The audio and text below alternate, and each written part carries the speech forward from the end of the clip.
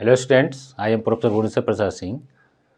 आज मैं नया टॉपिक शुरू करने जा रहा हूँ ग्रामर, इंग्लिश ग्रामर में। नया टॉपिक ये है रिमूव टू या रिमूवल ऑफ टू। रिमूव का अर्थ पहले जान लें। रिमूव मीन्स होता है हटाना, और टू जिसका अर्थ होता है अतिशयोक्ति। यदि किसी एडजेक्टिव के पहले बड़ा टू लगा रहता है तो उससे क्या होता है अतिशयोक्ति, माने उचित से ज़्यादा गुण या दोष का भाव होता है। तो उसके बदलने कुछ नियम है। जैसे देखिए इंग्लिश ग्रामर रिमूव टू या रिमूवल ऑफ टू, तो इसका दो प्रकार का वाक होता है। एक में सिर्फ बड़ा टू रहता है, सिर्फ बड़ा टू वाला वाक जिसमें सिर्फ बड़ा ही टू रहेगा। दूसरा है बड़ा टू एवं छोटा टू वाला वाक। तो दोनों का अलग अलग नियम है। तो आज मैं एक ठुक लिया हूँ रूल 1 को, जिसमें सिर्फ बड़ा टू वाला वाक है। अब यहाँ ध्यान दीजिए क्या कह रहा हूँ।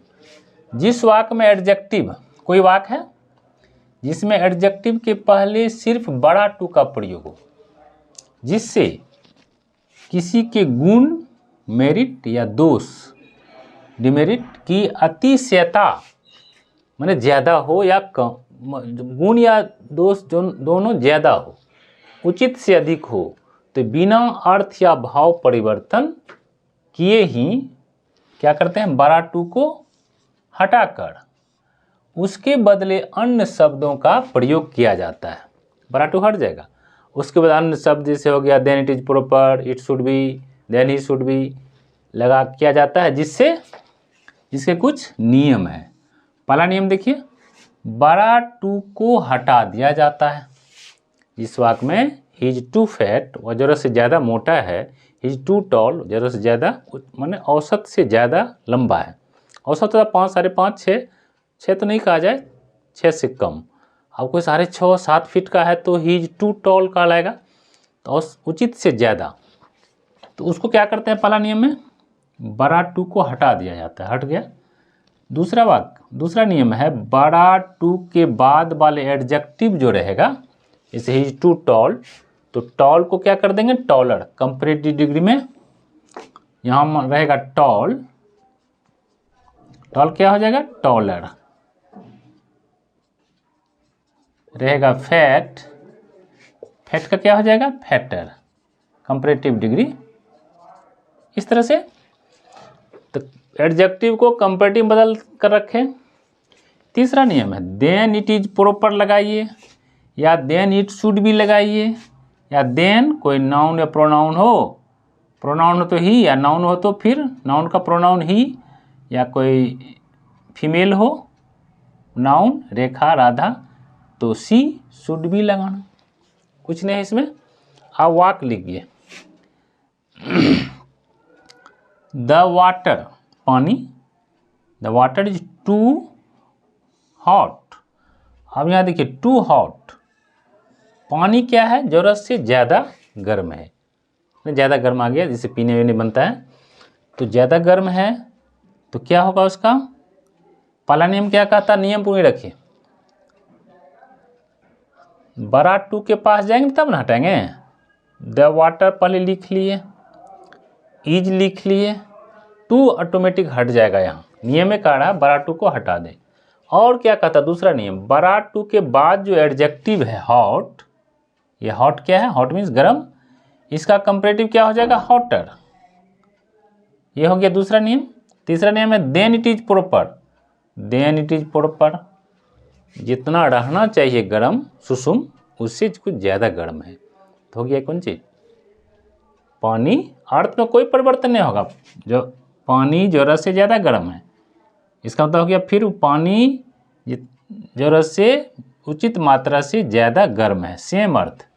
ट्रांसफॉर्मेशन का मतलब होता है वाक का आकार बदल जाता है लेकिन अर्थ में परिवर्तन नहीं होता है।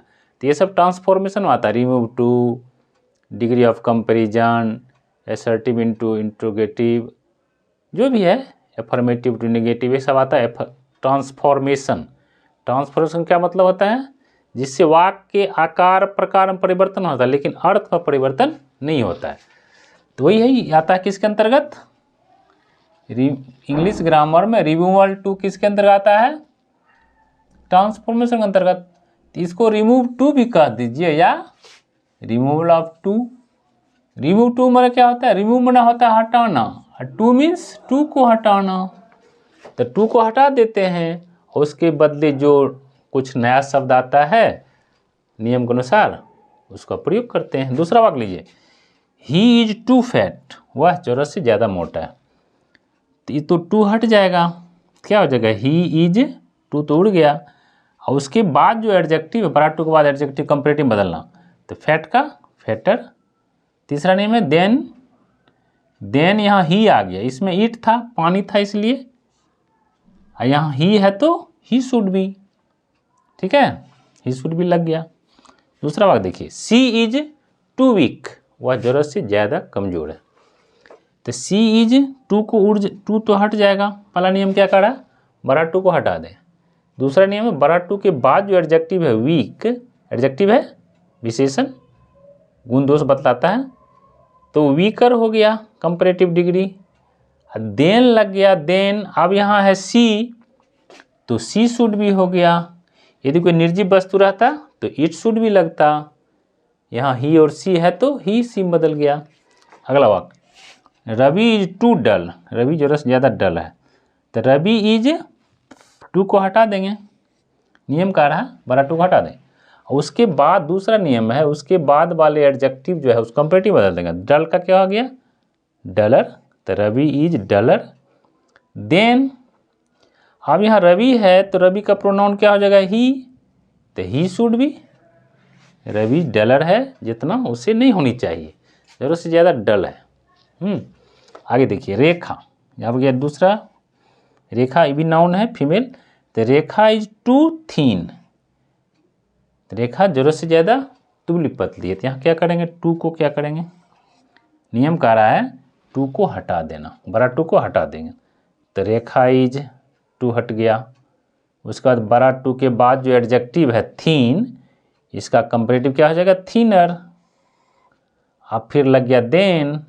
अब देन इट इज प्रॉपर आता जब कोई निर्जीव वस्तु रहता, यहाँ तो सजीव है, उसमें फीमेल है नाउन, तो क्या हो जाएगा? Then she should be, then she should be. क्या समझे? सी क्यों आया? इसलिए कि यहाँ रेखा है, तो रेखा का फीमेल का सी हो गया, सी शुड भी लग गया। मैंने रेखा जो है जितना होना चाहिए उससे ज़्यादा पतली है, इसमें कुछ नहीं है। एक दिन और मेरा क्लास होगा रूल 2, 2 क्लास इसलिए कर दिए कि आपको आसानी हो, जल्दी से देख लीजिएगा, और कुछ नहीं है। इसीलिए मैं छोटा छोटा करके वीडियो बनाता हूँ और प्लेलिस्ट में डालता जाता हूँ। यदि आप देखना चाहेंगे मेरा सारा जो भी पढ़ाए हैं इससे पहले, नरेशन, टेंस, वॉइस, आर्टिकल्स, उसको इंडेक्स में, प्लेलिस्ट में जाकर इंडेक्स में सब है, जो मन होगा पढ़ ले। उसका क्वेश्चन आंसर भी रहता है, objective question, common errors competition के लिए, तो उसको आप पढ़ लेंगे। यदि पहली बार देख रहे हैं सब्सक्राइब कर लेंगे, बेल आइकन को दबा लेंगे, और होम में जाकर प्लेलिस्ट में सारा इंडेक्स जो है ग्रामर ट्रांसलेशन का है, आप वहाँ जाके देख लेंगे। Thank you for watching.